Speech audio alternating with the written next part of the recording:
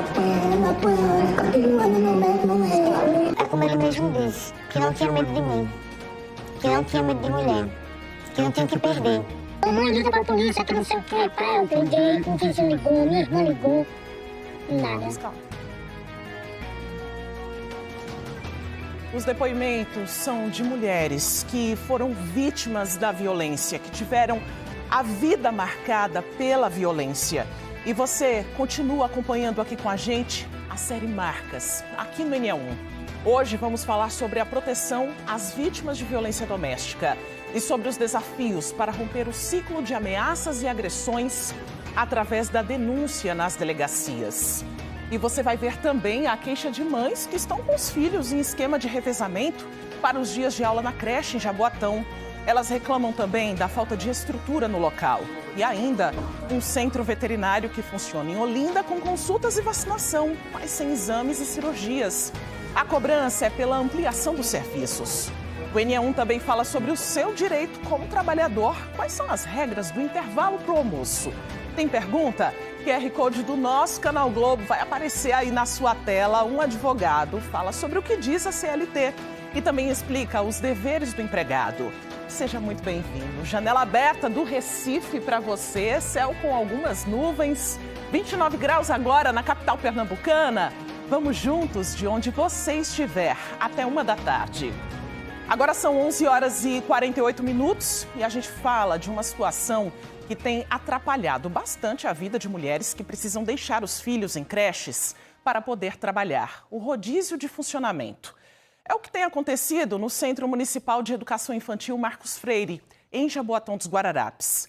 Segundo as mães das crianças, além do rodízio de aulas, o espaço está com a estrutura precária e apresentando risco de acidente aos filhos. Theo ainda está na idade de descobrir o mundo, mas nos últimos meses, uma dúvida passou a fazer parte da rotina dele. Será que hoje tem aula?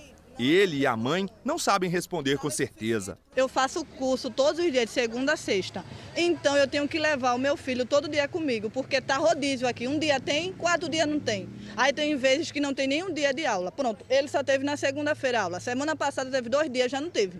Aí as crianças ficam como? O Centro Municipal de Educação Infantil Marcos Freire, em Jaboatão, está funcionando em sistema de rodízio. Em alguns dias, as turmas têm aula, em outros não.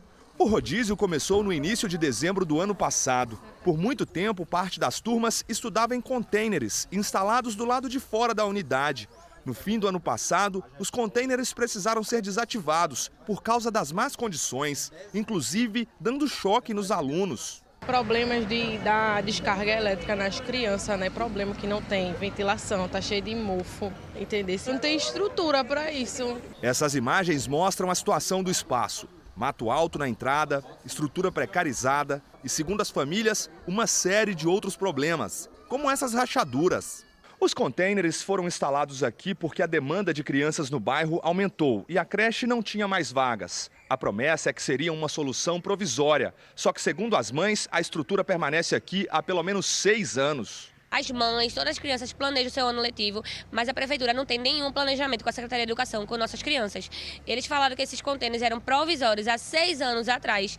Os contêineres venceram, o uso, o ano passado foi desativado, não houve a troca e as crianças continuam sem aula por conta dessa falta de planejamento da prefeitura. As famílias recebem os avisos sobre as aulas pelo WhatsApp.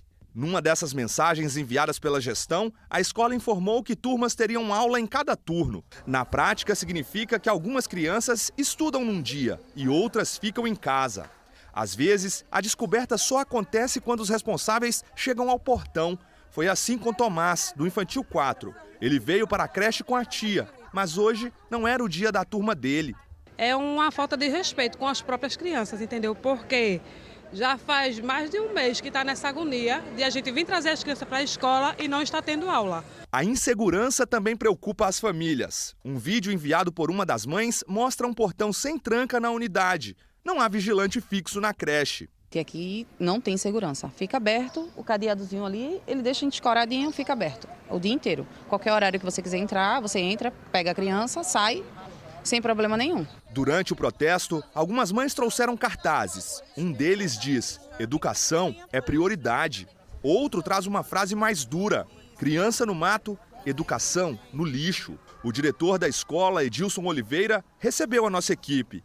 Ele confirmou que o rodízio não tem prazo para acabar e disse que já comunicou a situação à Secretaria de Educação do município 2 vezes por e-mail. Desde o final de dezembro que o CEMEI Marcos Freire está operando em sistema de rodízio, uma vez que a Secretaria de Educação solicitou que fosse retirado os contêineres que estão totalmente inoperantes, certo? Com problema de ar-condicionado, com problema de ventilação, problema de iluminação, e nós iríamos receber 4 novas salas, que são chamadas salas modulares. E até o momento nem retiraram as salas antigas inoperantes e nem chegaram as salas modulares que iriam chegar. Outra reclamação das famílias era sobre o uso do mesmo banheiro por meninos e meninas. O diretor também explicou essa situação para a nossa equipe. Eu já solicitei que haja uma mudança, que seja construído, que a creche tem espaço, né? Já falei anteriormente, tanto para as salas moduladas, também para construir banheiro, a gente tem espaço e colocam sempre que é questão de licitação, que é difícil.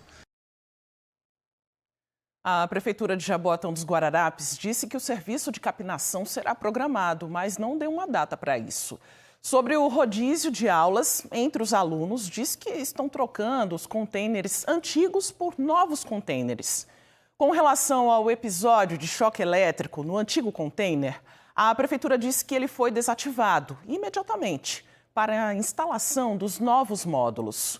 A Prefeitura também disse que as rachaduras foram analisadas por uma equipe técnica da Secretaria de Educação que não identificou risco estrutural e que a fechadura do portão vai ser substituída no dia 18 deste mês. Além disso, informou que a creche possui serviço de portaria durante todo o período de funcionamento.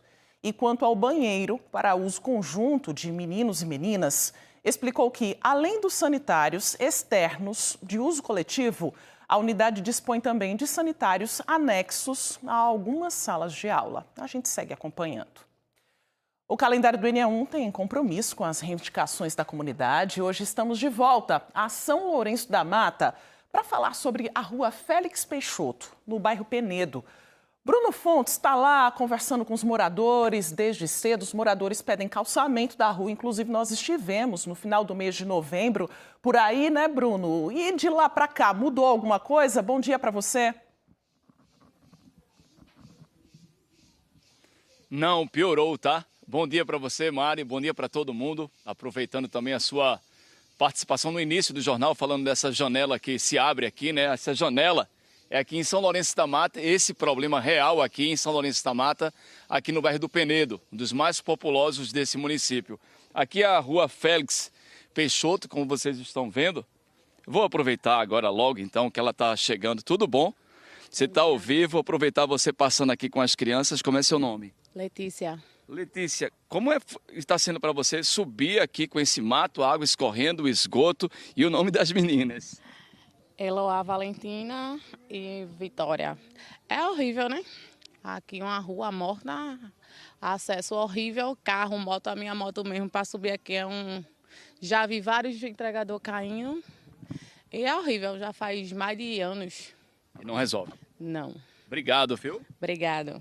Olha, voltando aqui a apresentar o local onde nós estamos, Félix Peixoto com a Isaac Salazar. A gente aproveitou ela vindo para falar.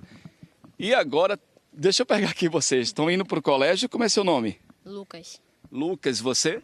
Pedro. Pedro, e você? Vinícius. Vinícius, e você? Yasmin. Falem aqui para mim. Estão indo para que escola? É a escola do município, né?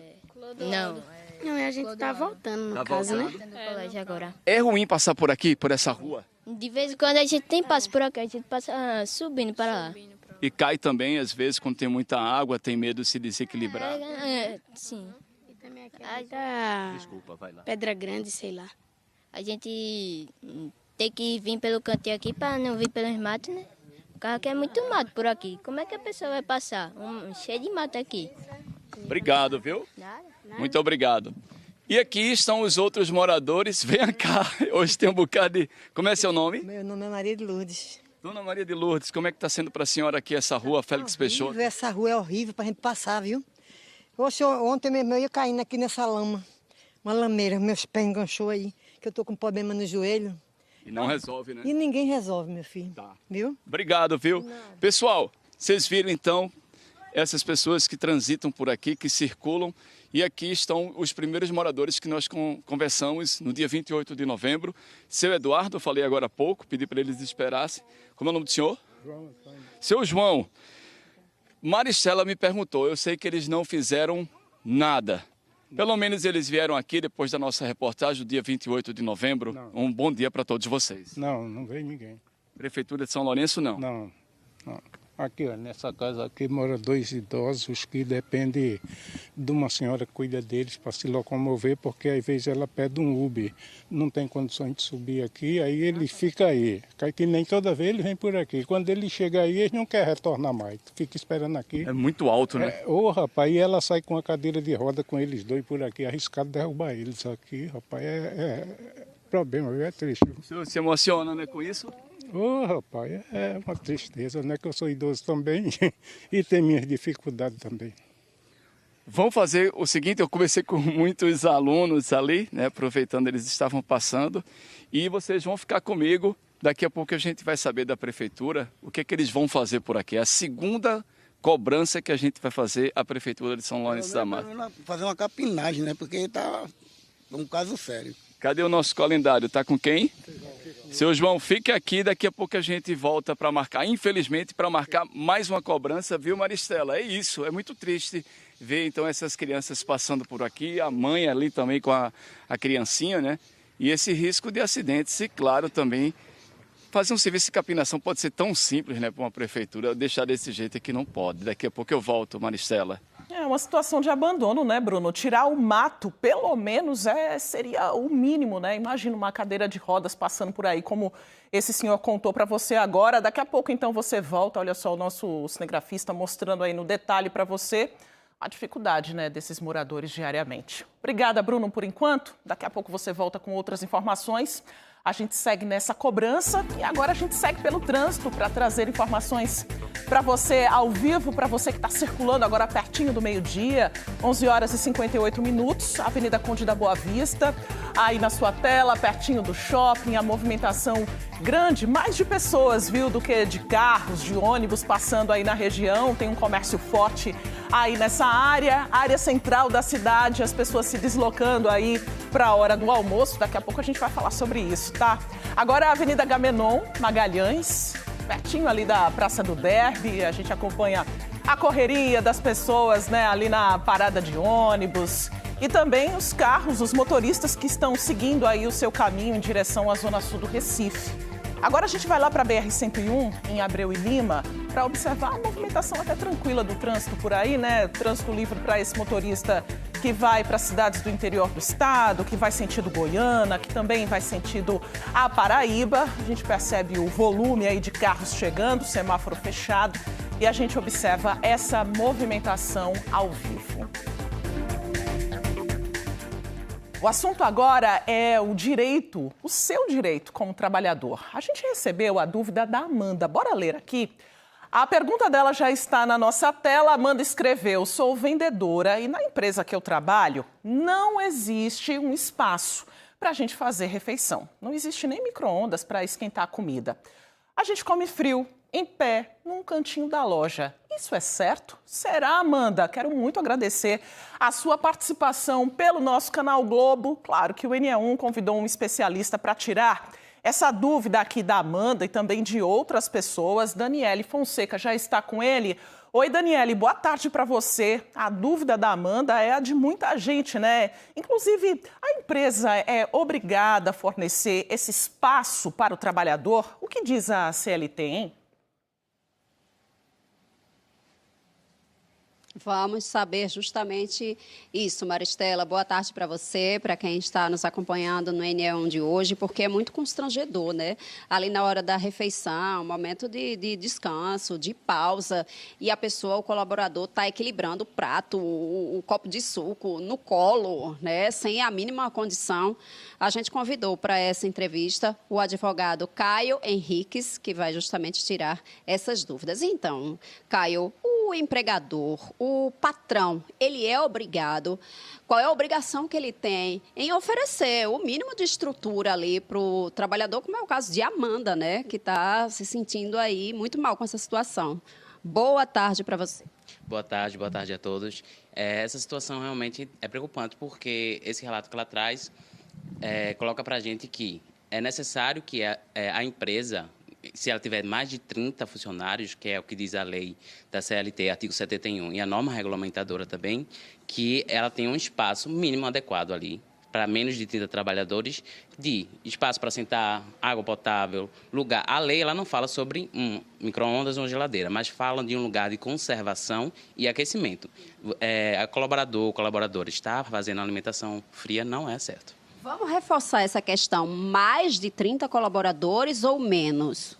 Certo. Quando a empresa ela tem menos de 30 colaboradores, ela diz que a lei ela determina que haja ali um espaço mínimo de lugar para sentar, um lugar para tomar uma água, aquecer a alimentação. Mais de 30 colaboradores, a empresa ela deve fornecer uma estrutura de refeitório com um lugar muito mais estruturado. A gente vê muito comum isso acontecer em loja, por exemplo, de comércio. Aí tem loja de roupa, de estofado, de cama, mesa e banho. Ah, não pode comer aqui porque o cheiro do alimento ali, dos temperos, vai impregnar, né, nesses tecidos, nessas roupas, e aí proíbe o trabalhador de comer lá dentro. Como é que fica a situação dele?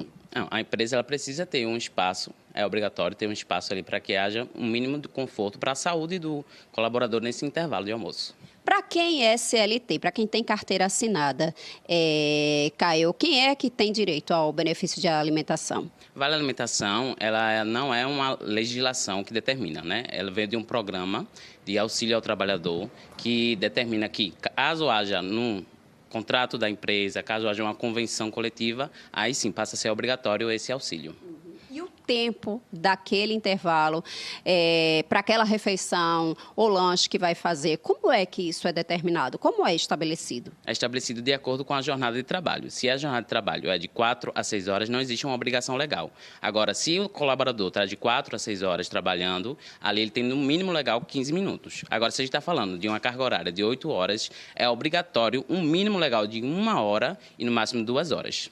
Em algumas situações, o trabalhador diz assim, não, eu não quero tirar meu intervalo, essa minha hora de almoço e quero largar mais cedo, proporcional a isso. O que é que diz a lei? Bom, em regra, a lei não proíbe, mas como a legislação ela visa a saúde do colaborador, a regra é que não seja concedido para compensar depois, para largar um pouquinho mais cedo. A regra é o usufruto total desse tempo de intervalo. Se isso não estiver sendo cumprido por qualquer uma das partes, né? Mas no caso do trabalhador, quem é que ele deve procurar? Ele deve procurar ou algum especialista da área ou o Ministério Público para poder, do Trabalho para poder fazer essa denúncia e informar que não está gozando do período total desse intervalo. Advogado Caio Henriques, muito obrigada. Continue aqui com a gente, porque quem tiver perguntas sobre esse assunto pode mandar aí pelo nosso QR Code. Maristela, é contigo. Isso, Daniele, QR Code do nosso canal Globo na tela. Participe então com perguntas. Obrigada, Daniele. E hoje teve programação especial pelo Dia Internacional da Mulher na sede do G10 Favelas, na zona norte do Recife. Uma manhã dedicada ao fortalecimento feminino por meio da cultura, da geração de renda e da conscientização de direitos. As informações com Gustavo Ferreira. A segunda-feira foi muito especial aqui na sede do G10 Favelas, que fica no bairro de Casa Amarela, zona norte do Recife. O dia reuniu muitas mulheres de vários bairros da capital e também de outras cidades para mostrar o que elas fazem e principalmente o que elas podem fazer. Essas mulheres que estão aqui estão vestindo peças que elas mesmas prepararam. Elas desenharam, costuraram, em parceria com o projeto Costurando Sonhos, aqui de Pernambuco, que é um projeto nacional. E agora eu queria saber um pouquinho de onde veio a inspiração. Eu estou aqui com o Elke. Você criou o seu look. Sim. Como é que foi essa criação? De onde você se inspirou? Pois é, aqui no G10 Favela, com Costurando Sonhos, e por ser Dia Internacional da Mulher também, ontem, né? E a gente aprende não só a costurar, mas a gente aprende também modelagem, costura sustentável, costura criativa. Então, assim, o look veio a partir da ideia, né, do 8 de março, pensando em reutilizar camisas masculinas, mostrando que não existe, né, roupa só para homens, mas existe também a possibilidade da gente reaproveitar essa roupa masculina e fazer uma roupa feminina com qualidade, beleza e criatividade. E você que criou esse vestido, né? O que representa ter essa liberdade de criar? E já me conta se você aproveita e ganha dinheiro para sua família, costurando ou não, se é só um hobby. O que representa estar aqui hoje para você? Então, a costura para mim, sempre gostei muito de ver mulheres costurando e achava muito difícil, né? E hoje, depois que eu entrei no Costurando Sonho, eu vi que realmente é fácil, basta querer, né? E com nossa professora aqui maravilhosa, ela faz tudo ficar mais leve e mais fácil. Então, a proposta foi calça jeans. Aqui tem 4 calça jeans e eu fiz esse vestido que daqui eu vou direto trabalhar. Massa! É look para todos os dias, né? Olha, esse projeto, muito obrigado, meninas. Esse projeto, ele faz parte de um dia de ações voltadas à mulher, um dia promovido pelo G10 Favelas Nacional, aqui em Casa Amarela. E eu vou conversar com o Fausto Filho, que é o presidente nacional. Essa é uma semana muito especial, importantíssimo falar sobre garantia de direitos para todas as mulheres. É uma luta nossa também, dos homens. Esse dia ele foi importante porque mostrou que as mulheres podem fazer o que elas quiserem. A costura, mas também houve outras oficinas, né? Bom dia. Bom dia a todos. Estamos muito felizes de ter reunido toda essa gama de profissionais, de pessoas envolvidas, mulheres empoderadas. Afinal, o G10 Favelas já está nessa vanguarda desde o início. A gente entende que a base do desenvolvimento das favelas são as mulheres, elas são as chefes, são as líderes de família. Então, a gente está aqui para trazer esse empoderamento através da capacitação, da geração de renda. Estar aqui é uma forma também de combater todo tipo de violência e ensinar para todo mundo que está assistindo a gente que é necessário mudar? Com certeza, principalmente nós homens. O homem é o foco principal desse grande problema que é o feminicídio. Afinal, quem mata mulher não é mulher, é homem. Então, a gente tem que trazer também os homens para dentro, né, desse processo, para dentro dessa discussão. Tive recentemente em Brasília, no seminário Brasil pela Vida das Mulheres e Meninas, encabeçada pelo presidente Lula, e foi isso que foi falado lá. Tivemos conversa somente com os homens.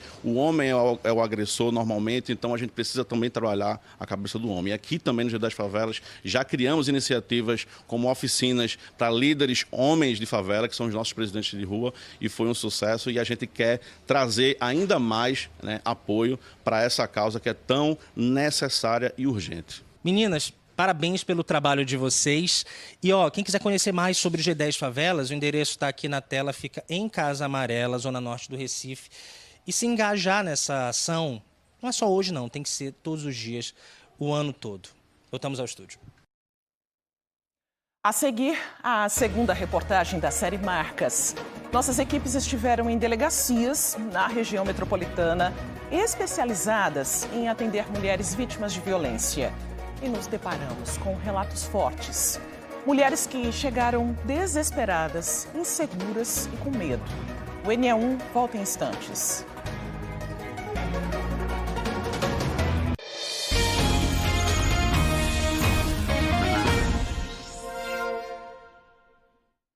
Ontem, dia 8 de março, o mundo celebrou o Dia Internacional da Mulher. Uma data de homenagens, mas também de reflexão.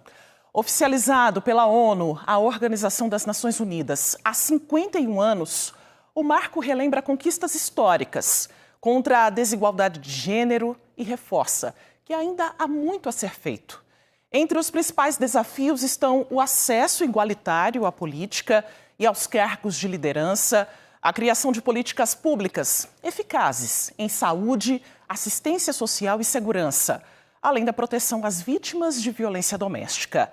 Em Pernambuco, os números revelam a dimensão da crise. Nos últimos 10 anos, entre 2016 e 2025, foram registrados 800 feminicídios. Uma mulher assassinada a cada 4 dias e meio. O quadro da violência doméstica é ainda mais alarmante. 438.300 ocorrências no mesmo período. Elas ocorrem, o que equivale a uma vítima a cada 12 minutos. O primeiro passo para romper o ciclo de violência é quase sempre a denúncia.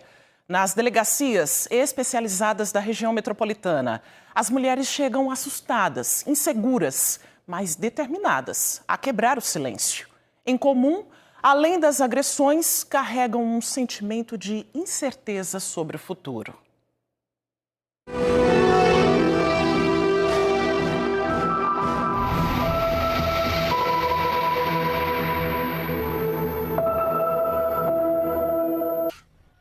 Na minha mente eu aconteceu aquilo que eu mereço. Toda vez apanhando, continuando no mesmo erro. É como ele mesmo disse, que não tinha medo de mim, que não tinha medo de mulher, que não tinha o que perder. Porque ele disse que a casa dele que ele construiu, ele é dono, então ele volta que ele quiser. E desde novembro que vem só pra ele nessa aí. Eu vinha procurar meu direito. Aí ele disse que se ele ficasse proibido de entrar, ele tocava fogo em mim. Essas mulheres têm entre 24 e 50 anos. Em comum, histórias de violência e a decisão de romper o silêncio. Suas identidades foram protegidas, suas vozes alteradas. É que apesar de terem encontrado coragem de denunciar, o risco ainda as ronda.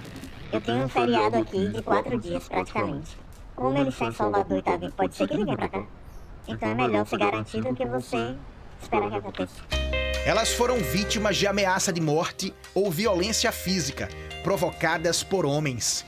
Ele quer continuar comigo, né? Quer voltar comigo. E você não quer? Você tem esse direito, né? Isso. E ele tenta, de alguma forma, te intimidar. Porque você não pode ficar com ninguém. Quando eu tava com ele batia nas paredes, vinha pra cima de mim, levantava a mão. E também fala isso, né? Em relação a eu não vou ficar com ninguém.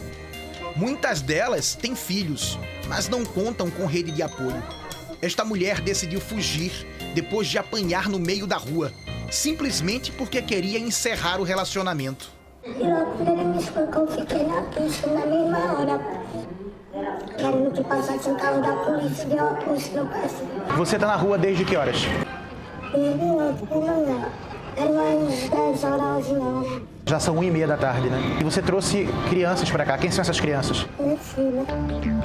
As marcas da dor ainda estão no corpo, mas é a coragem que aponta um novo destino. Eu acho que em qualquer momento vai me matar, né? Porque é Deus que volta não, porque é vários socos na cabeça que me dá. Eu só dei mais da cabeça. Eu quero ir agora para a vida mais ao fundo. Para essa mulher e os filhos, foi oferecido acolhimento em um abrigo. Nas delegacias da mulher, as denúncias, em sua maioria, são contra quem um dia se declarou amorosamente, prometendo respeito e fidelidade. Eu quis me separar dele, eu tô querendo me separar dele por coisas que ele vem fazendo comigo, de traições, essas coisas que ele comigo. E eu não quis mais ter relação com ele. Ele quis pegar minha filha, só que no dia dele não tem contato com minha filha, mesmo morando com ele. Então aí ele, só porque não quis, eu saí pra casa da minha irmã hoje. Ele foi batendo na casa da minha mãe com a arma na cintura, fazendo barulho e tudo, ameaçando, jogou pedra, tudo, disse que ia me matar hoje. Ele disse que ele poderia morrer, ele poderia ser preso, mas hoje ele acabava com isso. Isso já aconteceu alguma outra vez com você? Não, mas ele já tem histórico de violência. E hoje você disse, não quero isso pra minha vida. Não quero. E aqui veio buscar ajuda. Tentar, né? Porque você sabe que também é muito difícil, né? Mas eu vim tentar, né? Ultimamente, quem depende de atendimento na Delegacia da Mulher do Recife diz que a demanda tem sido grande para poucos policiais. Lá dentro, como é que tá o atendimento? Muito demais. Tem muita gente lá dentro? Tem sim. Quantas pessoas atendendo? 2. Se tivesse mais gente atendendo, seria melhor? Muito melhor. Em Pernambuco, existem 15 delegacias especializadas de atendimento à mulher, mas só 7 funcionam 24 horas. Vale lembrar que existe uma lei federal em vigor desde 2023 que determina que todas essas unidades funcionem de forma ininterrupta, ou seja, sem intervalos. As delegacias da mulher estão instaladas na capital e nos municípios do Cabo de Santo Agostinho, Jaboatão dos Guararapes, Olinda, Paulista, Afogados da Ingazeira, Arco Verde, Caruaru, Garanhuns, Goiânia, Palmares, Petrolina, Salgueiro, Surubim e Vitória de Santo Antão. Apenas as unidades que ficam na região metropolitana do Recife, Caruaru no Agreste e Petrolina no Sertão funcionam de plantão 24 horas. Existe um fracasso, uma falha da política pública aqui no estado. Esse funcionamento permanente das delegacias no combate à violência contra as mulheres, para mim, é e deveria ser uma das primeiras reivindicações do governo. É uma lei e tem que ser cumprida. Então não dá para que a gente consiga encarar esse cenário de aumento dos feminicídios sem convocar o poder público e as suas obrigações. A gente tem dados relevantes que mostram que mais de 80% das mulheres são mortas dentro das suas próprias casas, por seus companheiros ou ex-companheiros, e nos finais de semana, quando as delegacias estão fechadas. Denunciar casos de violência doméstica é uma ação preventiva contra o agressor e pode ser uma forma de não entrar na estatística de feminicídio. Os estudos revelam que é a sensação de impunidade. As mulheres têm uma sensação de que não vai resolver, de que não vai mudar a situação dela e que aquilo só vai agravar, vai ficar mais furioso e pode ser uma vítima fatal ali da ira e raiva dele. Mas é preciso dizer que a denúncia, ela salva vidas. Porque se ele realmente está predestinado ali para matar, ele vai matar com ou sem denúncia.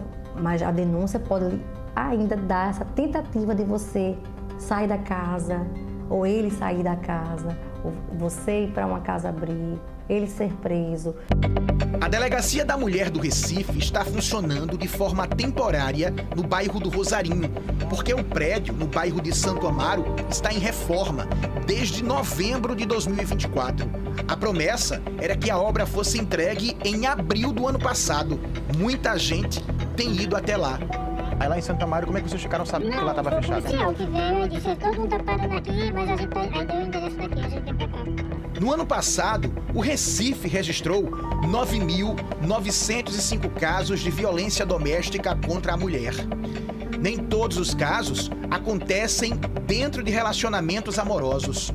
Hoje de manhã meu primo foi na frente da minha casa, dizendo que ia dar uma rasteira e dar chute na minha cabeça por conta de uma coisa que eu não fiz, né, que ele disse que eu tinha falado dele, e ele começou a me ameaçar, né, dizendo que se ele fosse preso, ele, mesmo aqui na delegacia, mandar pessoas na minha casa tocar fogo, quem tivesse dentro ia morrer. Ninguém pode confiar em ninguém hoje em dia, principalmente a gente que é mulher, né? Ah, mas ele falando da boca pra fora, não existe da boca pra fora, né? Quem ameaça é capaz de fazer.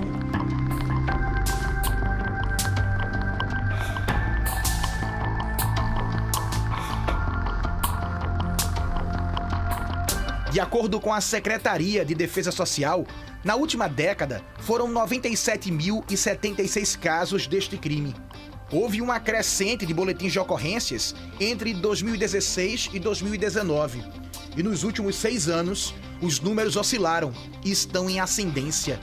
Em Jaboatão dos Guararapes, a Delegacia da Mulher fica dentro do complexo policial, na Estrada da Batalha, em Prazeres. A estrutura é semelhante à da capital, mas essa vítima contou que encontrou dificuldades para registrar um boletim de ocorrência e pedir uma medida protetiva. Eu achei um berro descaso, porque eu cheguei de 12 horas com essa menina, estava sem sistema, eles falaram para mim voltar às 5, voltei antes das 5, aí o pessoal disse que não ia me atender, porque estava sendo troca de plantão e só iam me atender no outro plantão às 7. Aí eu, com a criança autista, eu acho que faltou empatia aí do pessoal de me atender, né? De me ouvir, porque desde cedo eu tô na rua, então se eu não tivesse o dinheiro pra comprar um lanche, então fui com ela, fui almoçar, entendeu? Paguei almoço, fiquei com ela dando tempo pra poder voltar. Como é que eu vou me embora? Eu pego 2 ônibus pra ir pra onde eu moro. No município, foram 4.647 casos de violência doméstica contra a mulher no ano passado. Os dados da SDS apontam que nos últimos 10 anos foram 29.527 registros. De 2021 a 2025, os números só sobem.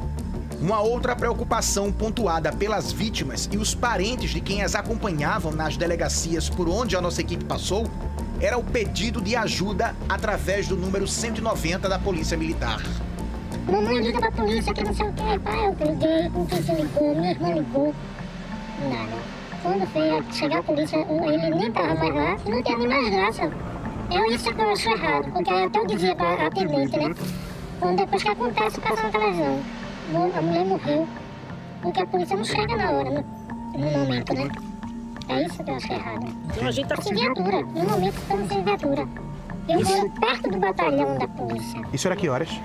É meio-dia, vai chegar de 4 horas da tarde. Se fosse pra ele matar ela, já chegava tarde.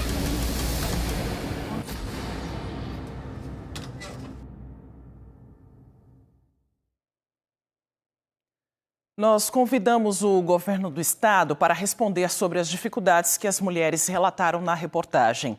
As respostas foram dadas por meio de nota. De acordo com a Secretaria de Defesa Social, o estado possui 15 delegacias especializadas no atendimento à mulher.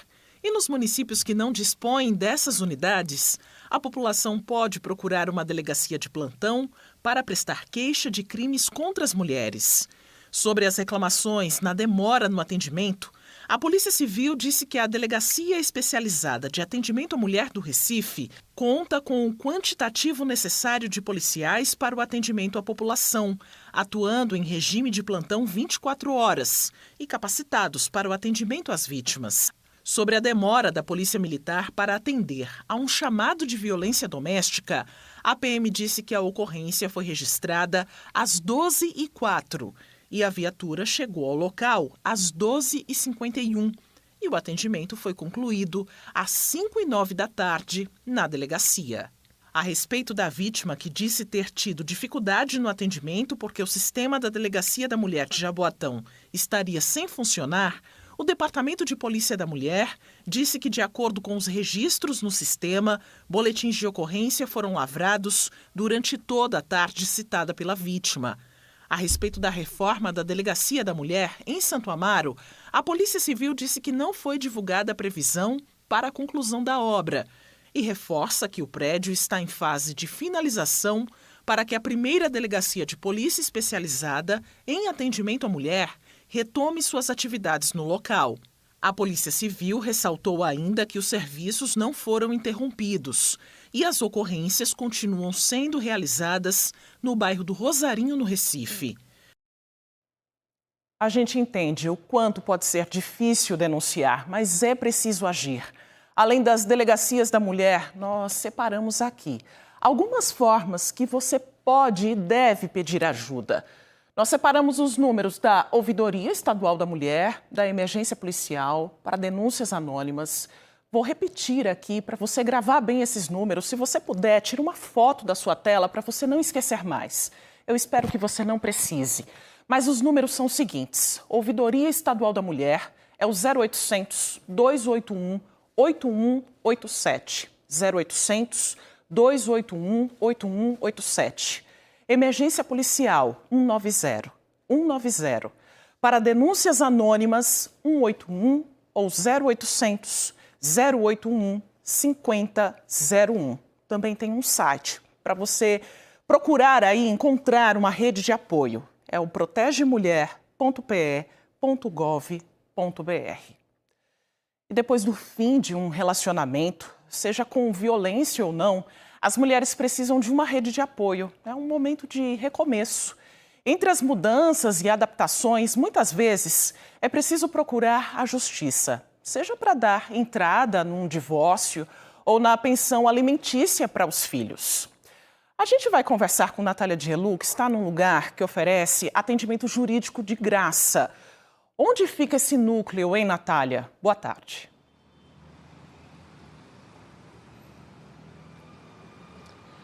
Boa tarde, Maristela. Boa tarde a todos. Fica aqui na Faculdade Imaculada Conceição do Recife, que fica na Avenida Caxangá, número 3841, no bairro da Iputinga. A gente traz esse serviço que é muito importante nesse recomeço, nessa tentativa de retomar a vida, né? Que é se apropriar desses direitos que essa mulher tem. Então, esse núcleo de prática jurídica, e eu estou aqui ao lado de Alisson dos Santos, que é professor e supervisor do núcleo de práticas jurídicas aqui da faculdade, ele oferece esse atendimento de forma gratuita.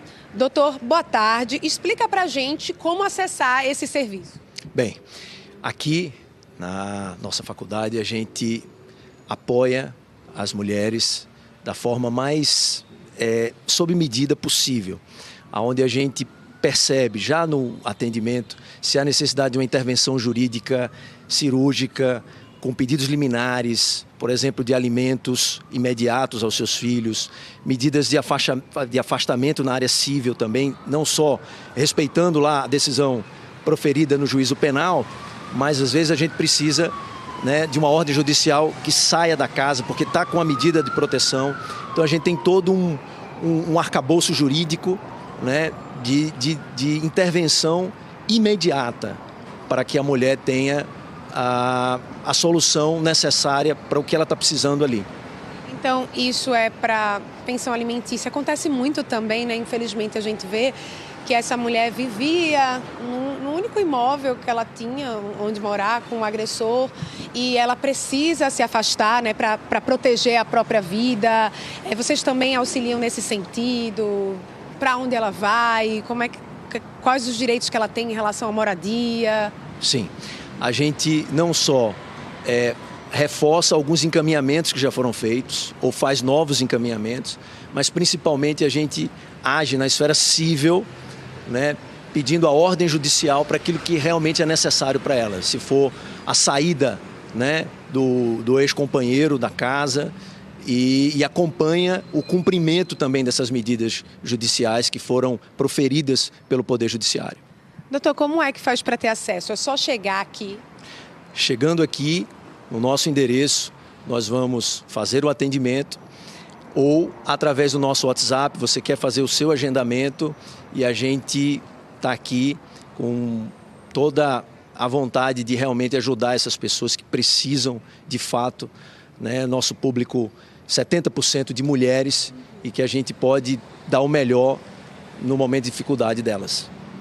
Então, o horário de atendimento aqui é de segunda a sexta, das 9 às 6 horas da noite. O doutor falou também que a pessoa pode procurar o WhatsApp, porque aí pega informação, né? Pode antecipar algumas informações também. O WhatsApp é 99148-1342. Então fica mais essa forma, né, dessa mulher pedir ajuda. Muito obrigada, doutor Alisson, por essas informações. Essa assistência jurídica que é muito importante também para essas mulheres vítimas de violência. A gente volta com você, Maristela. Obrigada pelas orientações. O NE1 vai para um rápido intervalo.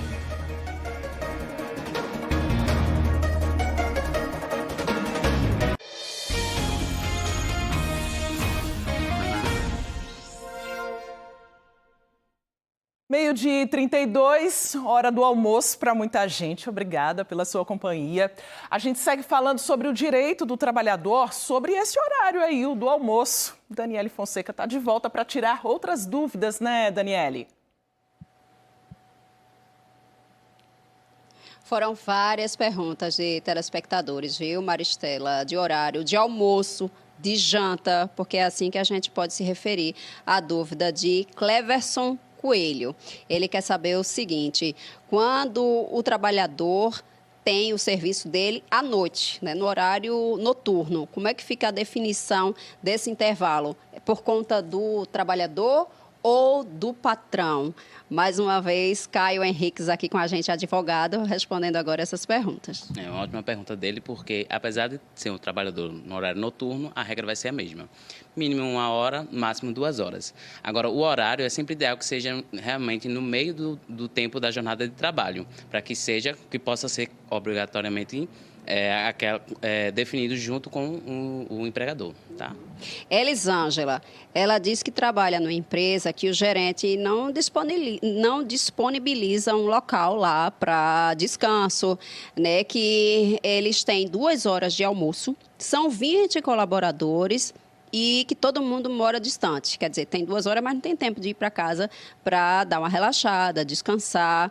E aí, como é que ficam as pessoas nessa situação? Como a gente falou no bloco anterior, esse momento de descanso e de almoço, ele deve ser, mesmo que, só esclarecendo, né, aqueles 30 trabalhadores, a empresa que tem mais de 30 trabalhadores, ela deve ter uma estrutura de um refeitório maior. Mas isso não quer dizer que aquelas empresas inferiores a 30 trabalhadores não devem dar um mínimo de suporte de água potável, alimentação e lugar para aquecer o almoço. São perguntas bem parecidas, né? Em alguns casos, desabafos, Caio. E aí, a situação aqui de Emanuel.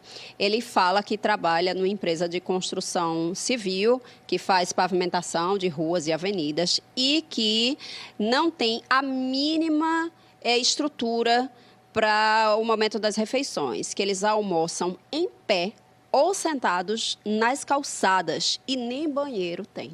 É inadmissível essa situação dele, porque, como eu estava falando, tem que ter uma estrutura mínima. Inclusive, se não for fornecido ali uma estrutura, ele pode fazer a denúncia nos canais que a gente informou, inclusive buscar o sindicato da sua categoria.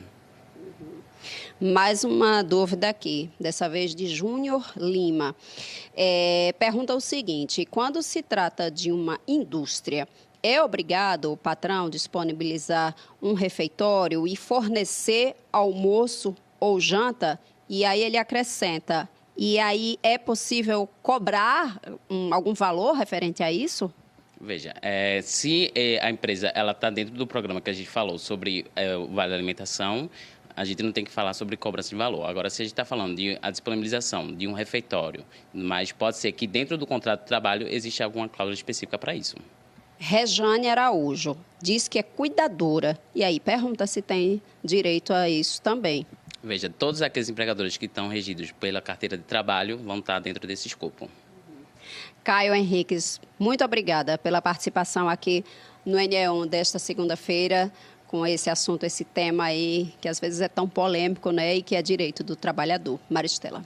Verdade, Daniele. Obrigada, viu, por todas as orientações. Agradeço também a você que participou aí com perguntas pelo nosso Canal Globo. Obrigada. E a gente segue direto para São Lourenço da Mata, na região metropolitana. Tem calendário do NE1 por lá, hoje na rua Félix Peixoto. Bruno Fontes está conversando com os moradores. A prefeitura respondeu alguma coisa, Bruno, sobre as reivindicações? Os moradores falaram sobre a necessidade de capinação, né? A gente está vendo a necessidade do calçamento também. Não é a primeira vez que o calendário do NE1 está aí. Então, a prefeitura disse o que dessa vez, hein, Bruno?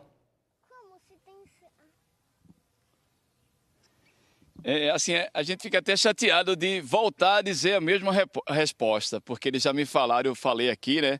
A Mônica Cunha, que é a nossa editora, ela pegou, então, essa nota que foi enviada pela Prefeitura de São Lourenço da Mata e eles disseram, eu disse para vocês agora, a mesma coisa, né? Eles disseram que vão fazer a capinação, a limpeza aqui dessa rua e de outras ruas aqui de Penedo e que até a semana que vem eles conseguem fazer a limpeza. E eles disseram também que em relação à pavimentação, as pedras que estão soltas, o asfalto que já está danificado, eles iniciaram isso, Maristela, em outras ruas. E depois eles vão vir para cá para também recuperar aqui a Félix Peixoto. Foi igual a resposta que eles deram para a gente, Eduardo, em relação ao mês de novembro, 28 de novembro, quando nós estivemos aqui. Mais uma vez para vocês, uma boa tarde. Boa tarde. Foi a mesma resposta que ele deu, parecendo que foi colado a mensagem e mandou de volta para a imprensa. Copia e cola? Copia e cola. Se funciona assim, né, com os governos que não sabem trabalhar, é isso mesmo. Mari, você também é uma adolescente, passa por aqui, estava me dizendo que fica muito chateada de sair de casa e ir para a escola. Fala do teu sentimento em morar aqui, a casa é ali bem pertinho então dessa situação. Uma boa tarde para você. Boa tarde.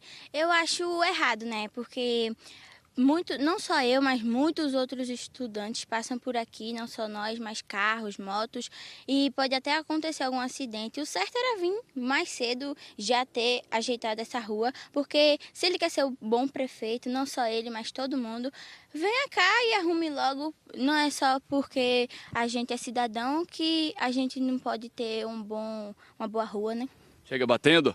Se tu for um dia candidato, vote em tu. Venha cá, seu Will, seu Evaldo, venha cá.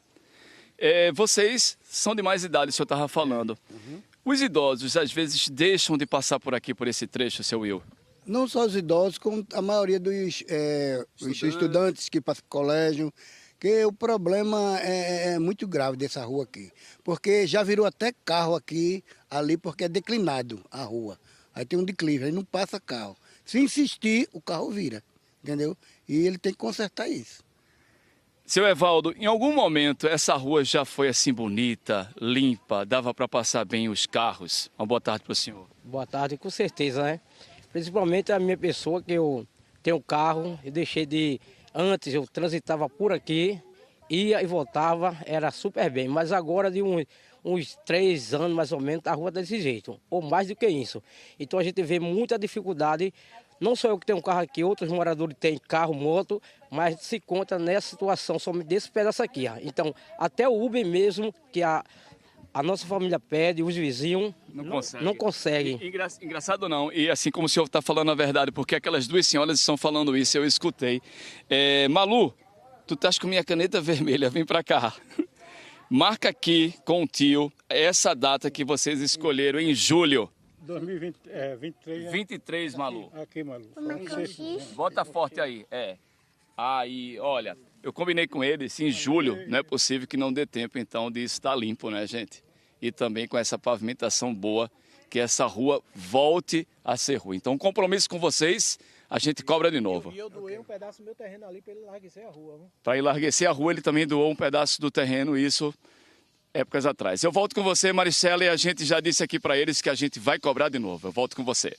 O calendário marcado, né, Bruno? A gente chega aí no meio do ano, exatamente no período de inverno, quando chove mais, as dificuldades sempre aumentam para as comunidades, né? Estou com essa resposta aqui também da prefeitura que você recebeu, de São Lourenço da Mata. A prefeitura prometeu ainda, até o fim dessa semana, resolver esse mato todo aí, viu? E até a segunda quinzena do mês de abril para começar os serviços de reposição do pavimento. A gente vai seguir acompanhando.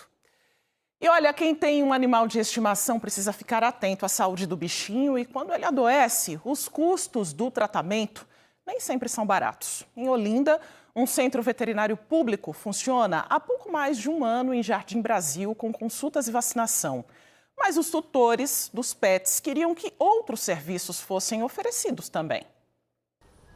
Rua Rondônia 149, Jardim Brasil. Muita gente nem sabe que Olinda tem um centro veterinário público, terça e quinta para vacina antirrábica, segunda, quarta e sexta para consultas. É a primeira vez de Mel que Joelma adotou. Para tomar as vacinas também, né? Porque eu não sei como é que tá a situação dela, sei quantos anos ela tem. Não sabe de nada sobre ela, né? Nada sobre ela. Vou conhecer ela agora, né? Lúcio sempre traz Toby para vacinar, mas hoje o motivo foi outro. Meu amigo de guerra, meu companheiro, né? Agora o problema do ouvido, né? O problema no ouvido dele, que ele se coça muito. Aí tem que trazer, fica balançando a cabeça muito, né? E trazer para dar essa medicação, né? O centro existe desde setembro de 2024 e é ligado à Secretaria Executiva de Proteção Animal, responsável por checar denúncias de abandono e maus tratos. Em relação ao abandono é mais difícil, né? Porque para o abandono precisa de abrigo. E hoje todos os abrigos estão superlotados. Em relação aos maus tratos, a equipe técnica faz um relatório e aí a gente conversa com essa pessoa. Se não tiver um resultado agradável, esse procedimento é passado para a Polícia Civil. Aí se abre um boletim de ocorrência para que os trâmites legais ocorram. O diretor disse que houve reforço no trabalho de apreensão de cavalos soltos. Alguns são adotados, mas tem animais que a gente deixa ele como mascote. Esses mascotes são levados para as escolas e são feitas palestras nas escolas referente a maus tratos, ao cuidado e a não deixar esses animais soltos na rua. Mas neste endereço aqui de Jardim Brasil só são atendidos gatos e cachorros, em média 15 por dia. Lua está com um problema de ouvido. O que é que tem com ela? Está com uma coceirinha no ouvido. Aí fica incomodada, né? É, se coçando. Você acha importante que a cidade tenha um serviço também assim gratuito? Muito importante, né? Tem que também fazer exame, cirurgia. Ricardo trouxe a gatinha Mia, que está há 2 dias com diarreia. Ele também lamenta que a clínica não ofereça exame nem cirurgia. A gente torce para que amplie mais, né? Na questão de fazer cirurgia, exames, essas outras coisas, né? Porque hoje é mais atendimento para fazer consulta e detectar o que o animal tem e daí ele encaminha, né? Pede para a gente fazer exame, isso aí é tudo particular. A gente tem que fazer por fora e tem que pagar. Dr. Otávio explica que faz os primeiros cuidados e curativos. São 2 médicos veterinários e 6 estagiários. Enquanto o serviço não é ampliado, ele encaminha os animais que precisam de outros atendimentos. Se tiver uma urgência, a gente vem ainda por aqui, a gente consegue fazer o atendimento. Aqui a gente não atende emergências propriamente ditas, mas a gente consegue dar aquele primeiro suporte, né?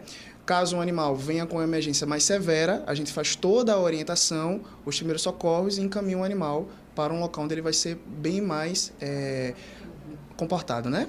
Belinha tem 11 anos e veio para a clínica tomar soro. Eu levei ela para uma clínica particular, porque aqui não faz a cirurgia. E hoje ela veio porque ela estava vomitando bastante e também trazer os exames que o médico solicitou. Quanto que a senhora gastou de cirurgia e exame com ela? Deu uns R$2.000. Foi dividido no cartão, em 10 parcelas. É dinheiro, né? É dinheiro, entendeu? Então, se aqui no posto tivesse todo esse equipamento, ia facilitar não só para ela, mas para a gente no financeiro, porque a gente tem os animais, a gente ama e quem ama cuida, né? A Prefeitura de Olinda diz que a gestão está em busca de novas parcerias com faculdades e os governos federal e estadual para ampliar a oferta de serviços no centro veterinário. E o Globo Esporte hoje é da Ilha do Retiro, é dia de festa, de comemoração, de orgulho para a torcida rubro-negra. Tiago Medeiros, boa tarde para você.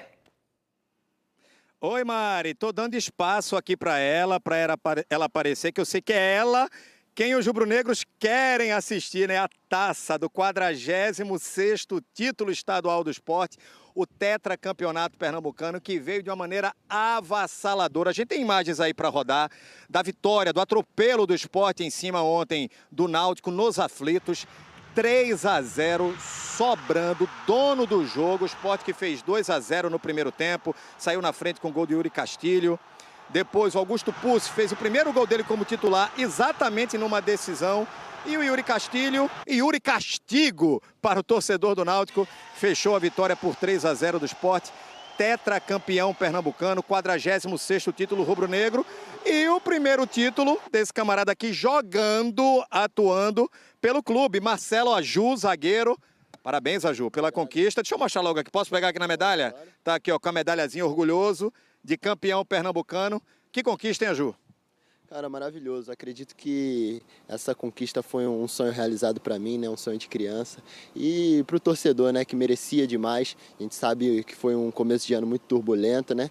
Mas que sem dúvida a gente acredita que vai ser um ano de muitas vitórias, né? Que a gente vai terminar com acesso, se Deus quiser, terminar com muitos títulos pra gente aí. A Ju vai estar com a gente no Globo Esporte, ele, Roger Silva, Barleta, Filipinho, enfim, um grande elenco de tetracampeões. Daqui a pouco no Globo Esporte especial ao vivo da Ilha do Retiro, trazendo a festa do tetracampeão pernambucano, o esporte. Até já, Mari. Muito bom, Tiago. Parabéns aí pro esporte.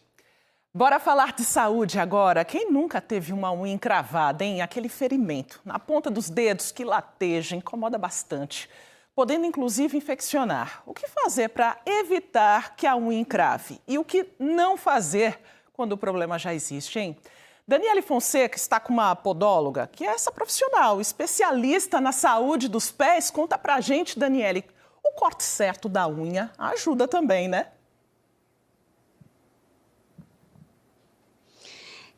Maristela, muito se fala, né? Quando corta a unha naquele formato arredondado, quando corta no formato quadrado, Será que isso tem influência? Daqui a pouco a gente vai conversar com a podóloga, que é Vitória, que está aqui sentadinha.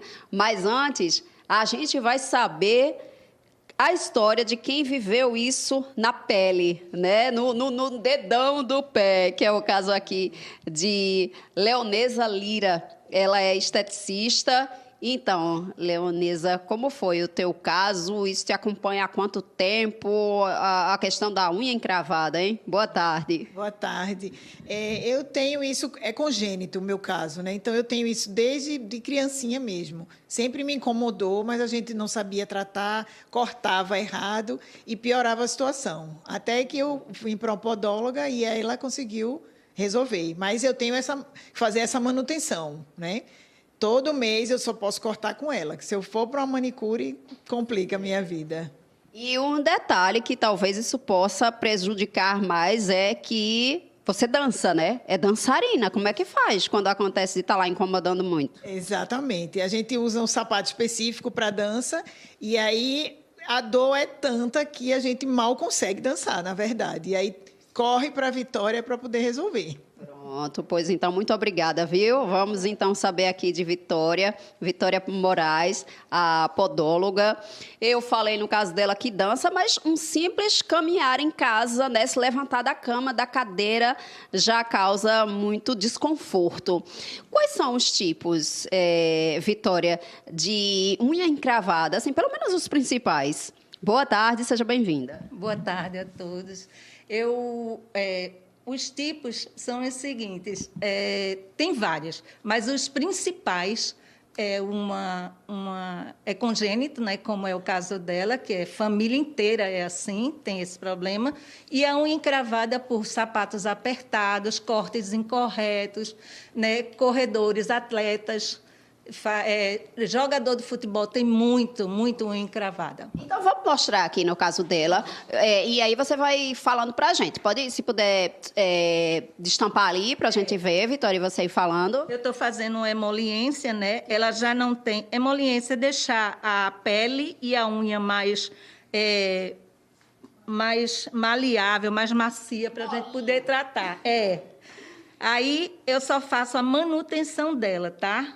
Acompanho o crescimento e verifico se não está entrando na carne. Ou seja, a unha, ela compete muito com esse leito aqui, com essa lateral, que normalmente... Olha, eu não sei se dá para você pegar aqui, mas olha... Aparentemente está tão bonitinha a unha dela, mas está encravada. Está encravada. Aí tem que estar cuidando. E qual é o tratamento recomendado?